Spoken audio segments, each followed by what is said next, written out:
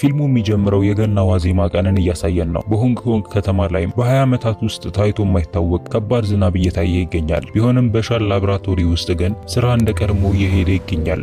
ፓቶሎጂስት የሆነው ኒክ ቻንግ እንደተለመደው ሬሳዎችን በመመርመር ስራው ላይ ተጠምዷል። አሁን እየሰራ የሚገኘው ወፍራም ሰው ለሞት ያደረሰችው ወይም የገደለችው ሚስቱ እንደሆነች ነው የሚጠረጠረው። ከኒክ በተጨማሪም ሊ ኩዌንግ የምትባል ደግሞ ረዳት አለችው። በህንጻው ውስጥ የሚገኙ የነበሩት ሰዎች ሁለቱና አንክል ኪንግ እያሉ የሚጠሩትም ጥበቃ ብቻ ነበር። ከትንሽ ቆይታዎች በኋላም ሊ በፎረንሲክ ላብራቶሪ ውስጥ ኒክን ሄዳ ተቀላቀለዋለች። በጥናታቸውም እንደተመለከቱት ከሆነ የልብ ደም ስሩ በመዘጋቱ ምክንያት ልቡ ፌል እንዳደረገ ደርሰውበታል። ይህ መረጃም የሰውየው ሚስት ከጥርጣሬ ነፃ እንድትሆንና ሊደርስባትም ከነበረው ፍርድም የሚያስወግዳት ይሆናል። ይህ በእንዲህ እንዳለ አንክል ኪንግ ለአስሙ የሚያስፈልገውን መድኃኒት ካደረገ በኋላ የጥበቃ ስክሪኖች ወደሚገኙበትና ወደ ካሜራው መቆጣጠሪያ ሄዶ ይቀመጣል። እነሱ በማያውቁት መልኩ ግን ሪቺ፣ ሄራልድ እና ጂያሂ የሚባሉ 3 ፖሊሶች በላብራቶሪ ፊት ለፊት በመኪናቸው ውስጥ ተቀምጠው እየጠበቁ ይገኛሉ። እነዚህ ሰዎች የአደንዛዥ ዕፅ ስራን በተመለከተ አንድ ተልዕኮ ተሰጥቷቸው እንደነበረና በዛም ጊዜ የአደንዛዥ ዕፅ አዘዋዋሪውን ሰው ሚስት ገለዋት ነበረ። ስለዚህ አሁን ግን የነሱ ማንነት እንዳይታወቅ በሚል ከዚህ ሴት ሬሳ ውስጥ ያንን ጥይት ለማውጣት ሲሉ ነበር ወደዚህ የተገኙት። ከዚያም የመጀመሪያ እርምጃቸው የነበረው ውጪ የሚገኘውን የካሜራዎቹን ገመድ እንዳለ መቁረጥ ነበረ። አንክል ኪንግም ይህንን ነገር ሲመለከት በዛ ይደነግጣል። ነገር ግን ይሄ የተፈጠረው ለምን እንደሆነ ለማወቅ ያን ያክል ጊዜ አይፈጅበትም። ምክንያቱም 3 ማስክ አድርገው የነበሩት ፖሊሶች ወደዛ ውስጥ ይገባሉ። ሽጉጣቸውንም ከደቀኑበት በኋላ ከህንጻው ጋር የሚያገናኘውን የኢንተርኔት ኮኔክሽን እና የተለያዩ ገመዶችን ይቆርጣሉ። ከዚያም አንክል ኪንግ ወደ ላብራቶሪውም እንዲመራቸው ያደርጉታል። እዛም ቦታ ላይ ኒክ እና ሊ ለሌሊቱ ሁለተኛ ኬዛቸውን እየሰሩ ነበር የሚገኙት። ከቆይታዎች በኋላ እነዚህ ሰዎች ወደዛ ውስጥ በመግባት ሊና ኒክ ስልካቸውን እንዲሰጧቸው ይጠይቋቸዋል። የቡድኑም ኃላፊ ሆኖ የተሾመውም በዚህ ጊዜ ሪቺ ነበረ። የመጡበትንም ምክንያት በማብራራት ከነገራቸው በኋላ አንኪ ቼንግ የተባለች የአንዲት ወጣት ሴት ሬሳ ትላንትና መቀበላቸውን ይጠይቃቸዋል። ዶክተሮቹም እንደተቀበሉ ከተናገሩ በኋላ አውቶፕሲ ወይም ኤክስሬ ሰርቷቸው ከሆነ በሚል ይጠይቃቸዋል። በምላሹም ዶክተሩ ይህንን እንኳን እንዳልሰሩ ይናገራል። ይህም ስለሷ ሞት የነበሩት የፎረንሲክ ምርመራዎች እንዳልተመዘገቡ የሚያሳየን ነው። በድንገት ሄራልድ አንክል ኪንግ በድብቅ ስልኩን ሲጠቀም ይመለከተዋል። ስለዚህም ወዲያውኑ ስልኩን ከሱ ነጥቆም ይወስድበታል። ከዚያም ሪቺ የእነሱን ትዕዛዞች እንዲሰሙ ይነግራቸዋል። አለበለዚያ ግን መጥፎ ነገር የሚፈጠርባቸው ይሆናል። ከዛ በተጨማሪም ለሄራልድም ረዳቷን በደንብ እንዲመለከታትም ይነግረዋል። በሌላ በኩል ጋይ ግን ከዶክተሩ ጋር አንድ ላይ እንዲሄድና ከአንኪ አካል ውስጥም የሚገኘውን ጥይትም ተቀብሎ እንዲመጣም ይነግረዋል። ከቆይታዎች በኋላም ዶክተሩና ጃይ የልጅቷ ሬሳ ወደሚገኝበት ክፍል ይገባሉ። ብዙ በመቶዎች የሚቆጠሩ ሬሳዎችም ለምርመራ ሲሉ እዛ ተቀምጠው ነበረ። ኒክም ጃይን ሲመለከተው ሬሳዎቹን መመልከትም ይሆን የነበረው ጠረን ደስ ያላለው ይመስላል። ሰዎቹንም ሊያታልሉበት የሚችሉት አንድ መንገድ ቢኖር ጥይቱ እንደሆነ ተገንዝቧል። ስለዚህም እንዴት ስራዎቹን እንደሚያከናውን ለጃይ መናገር ይጀምራል። ይሄ ግን ጃይ የሚነግረው ነገር እንዲቀፉና እንዲያስጠላው የሚያደርገው ነበረ። ነገር ግን ጃይ የማያውቀው ነገር ቢኖር ዶክተሩ ከዚህ በፊት ይህንን ሬሳ እንደመረመረውና አሁንም በድጋሚ እየሰራም ያለ እያስመሰለ እንደነበረ ነበር። ከዚያም ኒክ በአካል ውስጥ የሚገኘውን ጥይትም ያወጣዋል። ከዚያም ለጃይም ይሰጠዋል። የፈለጉትን ካገኙ በኋላም ሙሰኛ ፖሊሶቹ ከዛ ለቀው ይሄዳሉ።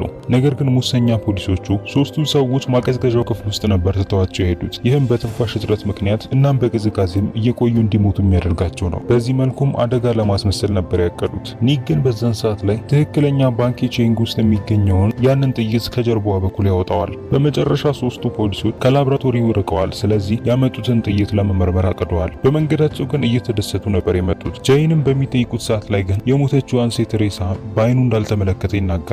ምክንያቱም ደግሞ በጣም አስጠልቶት ነበረ። ሪቺም ይህንን ከሰማ በኋላም ዶክተሩ የሰጠውን ጥይት እንዲያሳየው ይጠይቀዋል። የፈራው ነገርም ይደርሳል። ምክንያቱም ዶክተሩ የሰጠው ጥይት እነሱ ከነበራቸው ጥይት ጋር የማይመሳሰል ነበረ። አንዴ የዛሬው ቪዲዮአችን ስፖንሰር ፊክሰም ኮምፒውተር ነው። የተበላሸባችሁን ማንኛውንም ላፕቶፕ ኮምፒውተርና ፕሌይስቴሽኖችን እንጠግናለን። አድራሻችን መገናኛ ለሞቴል አቢሲኒያ ባንክ የሚገኝበት ህንጻ 2ኛ ፎቅ ቢሮ ቁጥር 212 ውስጥ ነው። ስራዎቻችንን ፊክሰም ኮምፒውተር በሚለው የቲክቶክ አካውንታችን መመልከት ይችላሉ። ያላችሁን ጥያቄ ደግሞ የኤልኤስ 063 በሚለው የቴሌግራም አካውንታችን ላይ ገብታችሁ መጠየቅ ትችላላችሁ። ይህም በዶክተሩ እንደተታለሉ ያሳያቸዋል። ወዲያውኑም ወደ ላብራቶሪውም ለመመለስ ይወስናሉ። ይህ በእንዲህ እንዳለ ዶክተሩ ኒክ ለኢመርጀንሲ ተብሎ በሚተወው የበር መክፈቻ በሩን ይከፍተዋል። ስለ አንኪ መረጃዎች ለማጣራት ሲል ይጎረጉራል። በዛን ሰዓት ላይም አንኪ የሞተችው በአንድ የአደንዛዥ ዕፅ ዝውውር ቦታ ላይ እንደሆነ ይገነዘባል። ነገር ግን ይህንን ነገር ጥርጣሬ ውስጥ ሊከተው የሚችለው ነገር ቢኖር አደንዛዥ ዕፁን ለመግዛት የሚጠቀሙበት ገንዘብም ከቦታው ላይ ጠፍቷል። ይህ በእንዲህ እንዳለ ሊ የአንክል ኪንግን የአስም መሳሪያ ከሚቀመጥበት ቦታ ላይ ትፈልጋለች። ልክ በዛን ሰዓት ላይም እነዛ 3 ሰዎች በድጋሚ ወደ ሆስፒታል ውስጥ መግባታቸውን ትገነዘባለች። ይህም እየሮጠች ወደ 3ቱ እንድትመለስና እንድትሳውቃቸውም ያደርጋታል። ሊ፣ ኒክ እና አንክል ኪንግም አንድ ላይ ሆነው ከሚከተሏቸው ሰዎች ለማምለጥ ይሞክራሉ። ወደ ጓሮ በር ቢደርሱም ነገር ግን በሚያሳዝን መልኩ በሩ ተቆልፎ ነበረ። የበሩ ቁልፍም ይገኝ የነበረው በእንግዳ መቀበያው ቦታ ላይ ነበረ። ከዚህ ለመውጣትም አንድና አንድ መንገድ ብቻ ነበር የነበራቸው። ይህም በብረት በሩ ላይ ተንጠላጥሎ መውረድ ነበረ። እንዳለመታደል ሆኖ ግን የአንከል ኪንግ የተጎዱ እጆች ይህንን ለማድረግ እንዳይችልና ጊዜያቸውንም እንዲወስድባቸውም ያደርጋል። በዚህ መልኩም እነዛ 3 ሰዎችም ይይዟቸዋል። ይህንን በመከተልም ዶክተሮቹ ወደ ላብራቶሪ በድጋሚ ይወሰዳሉ። በዚህም ሰዓት ላይ ግን ሪቺ አንከል ኪንግን ይተኩስበትና ይገድለዋል። በዚህ የተናደደውም ኒክ ከሪቺ ጋር ድብድብ ይጀምራል። ቢሆንም ግን እንደሚታሰበው ሪቺ ከዶክተሩ በላይ ጉልበት ነበረው። ከሱ በተጨማሪም ሊንም እንደዛው ይመቷታል። ተጨማሪ ጉዳቶችን ከማድረሱ በፊት ግን በቅርባቸው ይገኝ የነበረው መሳሪያ መጮህ ይጀምራል። ሲገለጥም ኪት የሚባለው በሆንግ ኮንግ የቀብር ስነ ስርዓት ውስጥ የሚሰራው ሰው ሬሳውን ለመቀበል ነበር የመጣው። ዶክተሩ ኒክም እሱ እንዲገባ የማይፈቅዱለት ከሆነ ላለቃው ደውለው እንደሚናገርና ከላብራቶሪው ምንም አይነት ሬሳን አለመቀበሉን የሚናገር ከሆነ ይሄ የበለጠ ጥርጣሬውን እንደሚያባብስና ፖሊሶችም ወደዚህ መምጣታቸው የማይቀር መሆኑን የሚያረጋግጥ መሆኑን ይነግረዋል። ከትንሽ ቆይቶች በኋላም ሪቺ ለቡድኑ ሰዎች ትዕዛዝን ይሰጣቸዋል። ሄራልድም ኒክን በድብቅ ሆኖ የሚቆጣጠሩ ሲሆን ጂአይ ደግሞ ሊን በመያዝ ሬሳዎች ወደሚቆዩበት ክፍል ይገባል።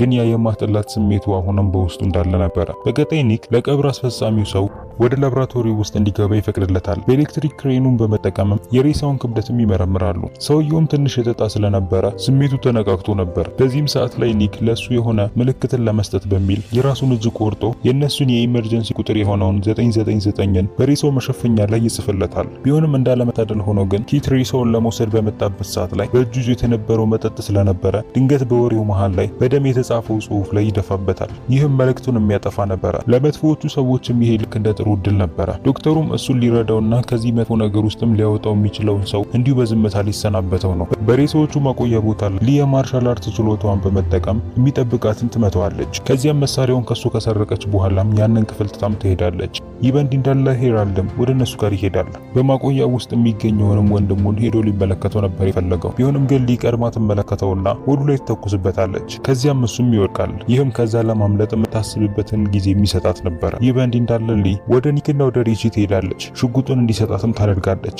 ኒክም ከሱ ስልኩን በመውሰድ 999 ላይ ይደውላል። ይህም የሆንግ ኮንግ የድንገተኛ አደጋ መቆጣጠሪያ ክፍል ነበረ። ቢሆንም እንዳለመታደል ሆኖ ግን ስልኩ ከመጥራቱ በፊት ጃይና ሄራልድ ከኋላቸው ይመጡባቸዋል። ሲገለጥም ሄራልድ ጥይት መከላከያ ልብስን ለብሶ ነበረ። ይህም ከተኮሰችበት ጥይትም እንዲተርፍም አድርጎታል። ጃይ በሌላ በኩል ምንም እንኳን ጉዳት ቢደርስበትም ነገር ግን አሁን በጥሩ ሁኔታ ላይ ያለ ይመስላል። ከዚያም ወዲያውኑ ያደረጉት ነገር ስልኩን ከሱ መቀማት ነበረ። ሄራልድም የሊ ጭንቅላት ላይ ለመተኮስ በጣም ፈልጓል። ቢሆንም ግን አለቃው ያስቆመዋል። ይህንም በመከተል ኒክና ሊ በግድ ያንኪቺን ሬሳን እንዲመረምሩ ተደርገዋል። ዶክተሩ ከዚህ በፊት እንደተመለከትነው ቀድሞ ጥይቱን አውጥቶ ነበረ። ስለዚህም አሁን አዲስ ታሪክ መፍጠር አለበት። ከጀርባዋም ከቀደዳት በኋላም ጥይቱን እንዳላገኘውና ምናልባት በሰውነቷ ውስጥም እንደሄደም ይናገራል። ቢሆንም ግን ሰው እንደመጣ የሚያሳየው መሳሪያቸው ሲጮህ ንግግራቸው ይቋረጣል። ሲገለጥም በላብራቶሪው በር ላይ የመጡት የነበሩት 2 ፖሊሶች ሲሆኑ ምክንያቱ ደግሞ ከዚህ በፊት የድንገተኛ አደጋ ጥሪ ደርሷቸው ነበረ። በዚህ ጊዜ ሪቺ አንድ ሀሳብ እንደማያክዳል። ይህም የለበሱትን ማስክ በመውለቅ ራሳቸውን ዶክተር ማስመሰል ነበረ። ለፖሊሶቹም በሩን ከፍተው ካስገቧቸው በኋላ ሁሉም ነገር ደህና እንደሆነ እያዞዞሩ ማሳየት ይጀምራሉ። ጃይ በሌላ በኩል ዶክተሮቹ ላይ ሽጉጡን በመደቀን በስነ ስርዓቱ እንዲተውኑ ያደርጋቸዋል። ቢሆንም ድንገት ግን አንድ ፖሊስ መሬቱ ላይ ጥይትን ይመለከታል። የተሰባበሩትን መስታወቱም ከዚህ በፊት ጥርጣሬ እንዲያድርባቸው አድርጎ ነበረ። በድንገትም ሁለቱ ፖሊሶች ወደ ኒክና ወደ ሄራልድ ሽጉጣቸውን ይደቅናሉ። ምን እየተፈጠረ እንደሆነ ባያውቁም ነገር ግን የሆነ የጠረጠሩት ነገር ነበረ። አንደኛውም ኒክን በሚጠይቀው ሰዓት ላይ ሄራልድ ሽጉጡን ከራሱ ውስጥ ያወጣል። ይህም በእነሱ መካከል ድብድብና የተኩስ ልውውጥም እንዲፈጠር ያደርጋል። ሪቺም ይህንን እድል በመጠቀም ከዛ ቦታ ላይ ለማምለጥ ይሞክራል። በመጨረሻም ሌቦቹ ፖሊሶቹን እያሸነፉ የመጡ ይመስላሉ። በመጨረሻም ሄራልድ ይተኩስባቸውና ይገላቸዋል። ከትንሽ ቆይታ በኋላ ግን ኒክ ሬሳዎቹን ለማንሳት በሚጠቀሙበት ክሬን ሄራልድን ይገለዋል። ይህም ኒክ እዛው እንዲቆየና ነገር ግን ሊ ከዛ እንድታመልጥ ያደርጋታል። ከትንሽ ቆይታዎች በኋላም ሪቺም ወደ ላብራቶሪ ይመለሳል። ከሱ ጋር የነበረው አንዱ ሰው መገደሉን ተመልክቶን በዛ ይናደዳል። ስለዚህም ዶክተሩን ይደበድበዋል። የዶክተሩን እጅና እግርም ካሰሩ በኋላ የተሰባበሩት መስታወቶች በሚገኙበት ቦታ ላይ ያስቀምጡታል። ከዚህ በኋላም ጃይ ወደ ሬሳዎች ማቆያው ክፍል ከገባ በኋላ ወደዛ ሮጣ ስትገባ የተመለከታትን ሊን መፈለግ ይጀምራል። ቢሆንም ግን ራሷን ልክ እንደ ሬሳ በማስመሰል ከሬሳዎቹ መሃል ተኝታ የላይኛው መደርደሪያ ላይ ትገኝ ነበረ። የተናደደው ጃይም የተመለከታቸው ሬሳዎች ላይ መተኮስ ይጀምራል። በሌላ በኩል አለቃው ደግሞ ልትሄድበት የምትችልበት የተለያየ ክፍል ካለ በሚል መፈለጉን ይቀጥላል። በመጨረሻም ሊ ከመደርደሪያው ላይ በመዝለል ጃይን በላስ በላስቲኩ ታፍነዋለች። የነበራትንም አቅም በሙሉ በመጠቀም ማሽኑን ታስጀምረውና በማሽኑም ወጥመድ ውስጥ እንዲገባም ታደርገዋለች። በሌላ በኩል መሬቱ ላይ እየተንፏቀቀ የሚገኘው ኒክ በመጨረሻ ከተሰባበሩት መስታወቶች መሃል ላይ አንደኛውን በመጠቀም የታሰረበትን ይፈታል። ከዚያም ሊ ተቀላቀለውና ሁለቱም በመገናኘታቸውም ደስተኛ ይሆናሉ። ይህንን በመከተል ደግሞ ራሳቸውን ነፃ ለማድረግ አንድ እቅድን ማቀድ ይጀምራሉ። ወደ ዋናው የላብራቶሪ ክፍልም ካመሩ በኋላ ኒክ የፎቁን መቆጣጠሪያ ማሽኖችን በመጠቀም እንዴት ፖሊሶቹ አንኪን እንደገደሏት መናገር ይጀምራል። ይህም በስፒከሩ እንዳለ እንዲሰማ የሚያደርግ ነበረ። ይህ በእንዲህ እንዳለ በትውስታ ስንመለከት ሪቺ፣ ቻይና ሄራልድ አንድ ሀብታም የሆነንና የአደንዛዥ ዕፅ ዝውውርን የሚሰራ የነበረን ሰውን በተልኳቸው ለመመርመር ነበር የሄዱት። የሚፈጠረውንም ነገር ባላየ እንዲያልፉ ከአደንዛዥ ዕፅ አዘዋዋሪው ሰው የሆነ ገንዘብን ይቀበሉ ነበረ። የሀብታሙ ሰው ሚስትም አንኪ ቼንግ ነበረች። እሱም ከሚሸጥላቸው ሰዎች ጋር በሚያወራበት ሰዓት ላይ እሷ ግን በመኝታ ክፍል ውስጥ ትገኝ ነበረ። ሁሉም ነገርም ኖርማል የነበረ ይመስላል። ቢሆንም ግን አደንዛዥ ዕፁን የሚሸጡለት ሰዎች ድንገት ብዙ ገንዘብን ይጠይቁታል። ቢሆንም ግን ሁሉም በአደንዛዥ ዕፅና በመጠጥ የሰከሩ ስለነበሩ ድንገት ንግግራቸው ወደ ጥል ይቀየርና ይተኳኩሳሉ። ሁሉም ቶሎ ነበር የሞቱት። ነገር ግን ዋናው ሰው አልሞተም ነበረ። ነገር ግን ከባድ ጉዳት ደርሶበታል። አንኪ በሌላ በኩል በልብስ ቁም ሳጥን ውስጥ ትደበቃለች። በዛን ሰዓትም ሪቺ፣ ሄራልድ እና ጃይ ወደዛ ውስጥ ይገባሉ። የተፈጠረውንም ችግር ከተመለከቱ በኋላ አይናቸው ግን በጠረጴዛው ላይ ተቀምጦ በነበረው ብዙ ገንዘብ ይያዛል። ያልሞተውንም ሰውዬም ከገደሉት በኋላ ሪቺ በመኝታ ክፍል ውስጥ ድምጿን ወደ ሰማው ወደ አንኪ ሄድና ይተኩስባታል። ይህም ወዲያውኑ እንድትሞት ነበር ያደረጋት። ሙሰኛው ፖሊስም ቆይቶ የተረዳው ነገር ቢኖር እሷን ለመግደል የተጠቀመበት ሽጉጥ ፖሊስ በመሆኑ በተሰጠው ሽጉጥ ነበረ። ይህም ወደ ላብራቶሪ ውስጥ የመጡበትን ምክንያት በደንብ እንድንረዳ ያደርገናል። በዚህ መልኩም ጥይቱን ከሷ ውስጥ በማስወገድና ማስረጃውን በማጥፋት እሷን እነሱ እንደገደሏት የሚያሳየውን ማስረጃ ማጥፋት ነበረ።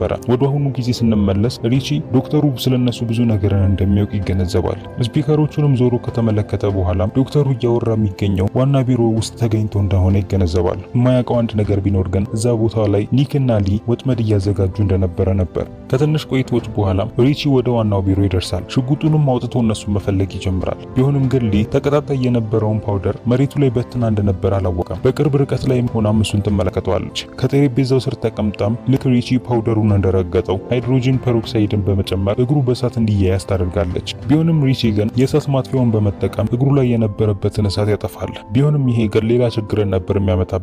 ምክንያቱም ኒክና ሊ በኦፊሱ ኦቨን ውስጥ ሌላ ጋዝን አስቀምጠው ነበረ። ይህም ጋዙና የእሳት ማጥፊያው በሚያደርጉት ሪያክሽን ሙሉ ክፍሉ ከቆይታዎች በኋላ እንዲፈነዳ የሚያደርገው ነበረ። ይህም ቆይታም 4 ደቂቃ ያክል ይሆናል። እሱም እግሩ ላይ የደረሰበትን ጉዳት በሚመረምርበት ሰዓት ላይ ሊ በሌላ በኩል ወደ ዶክተሩ ለመሄድ ትወስናለች። ቢሆንም ግን ሪቺ ወዲያውኑ ይመለከታታል።